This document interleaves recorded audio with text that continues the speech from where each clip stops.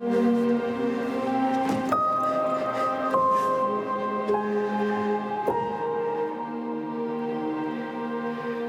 in four Canadians have been experiencing high levels of anxiety. One in four. Well, Canadians are getting ready to mark Bell Let's Talk Day next week, but a major funding announcement has already been made, really marking a new era for the campaign. Bell is giving an additional $10 million towards a goal of $155 million for Canadian mental health programs. Today, the campaign also announced another $1 million in funding for post-secondary student mental health programs. So for more on youth mental health ahead of Bell Let's Talk Day, we're joined right now by Dr. Jo Henderson, the director of the Margaret and Wallace McCain Centre for Child, Youth and Family Mental Health at CAMH. Doctor, thank you so much for being here. $1 million towards youth mental health projects.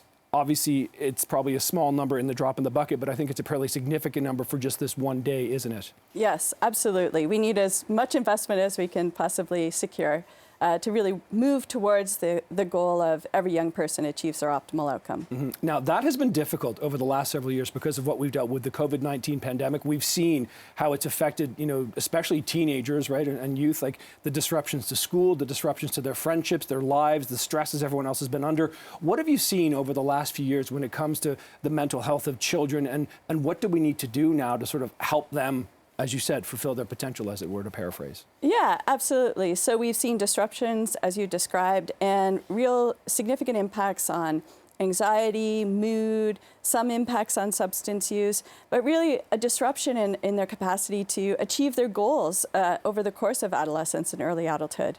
Do they all admit it, or is it something that you kind of have to scratch under the surface for in some cases? Well, that's a really good point. Some young people are still quite hesitant to discuss how they're truly feeling. We really need to create those safe spaces for them to do that. There are also young people who have flourished in the context of the last few years, and we can't forget how important it is to understand that as well, so that might be useful for other young people.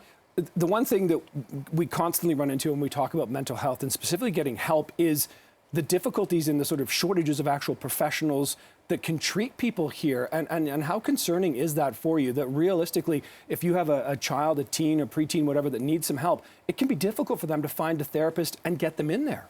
Absolutely. So we really need to think creatively. We need to broaden our sort of definition of who can play an important role in helping young people to have the best mental health they can have. We need to support building all along the continuum of care. And we really need to create services together with youth and families in their communities, in the places they already are, so that they can easily access those services. When you say expand it to sort of who can play that role, what do you mean by who else can play? Are you talking family? Are you talking teachers? What do you mean by that? Absolutely. So we have, for example, in Youth Wellness Hubs Ontario, one of the unique features that's built into the model is the involvement of peer support workers. So these are people who have lived and living expertise of mental health or substance use related difficulties, and they get trained and they belong to a team of people who are working to support young people. But strategies like that can help us to really address some of the health human resources. That won't, of course, address all of the needs. We have major gaps in many domains, but we all need to come together to think creatively about how to do this.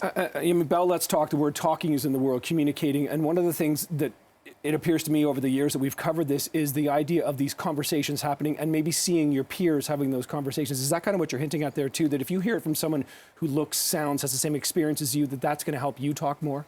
Absolutely, and we know that young people have asked for peer support workers, not just talking to their friends, but in fact talking to people who have been trained to provide the kinds of supports that they need. And what's the biggest stumbling block for youth? Like, what do you hear? Like, what do they find to be the most difficult issue in terms of getting help? It's still an access issue. We have hubs in 30 communities across the province, but youth really need the opportunity to walk in, ask for support. They shouldn't need a diagnosis. They shouldn't need a referral. They should be able to just walk in and ask for support, and we should be there to do that. And are the governments seized with this? Like, do you see this as something that, we talk about this, obviously I'm sure you talk very much about this as an advocate like this. Do you feel like the proper levels of government or the proper levels of responsibility are seized with this and see the gaps that are there and the need? I do. We really have had such productive conversations and support from provincial government. There are really important conversations happening at the federal government level, investments in research, for example.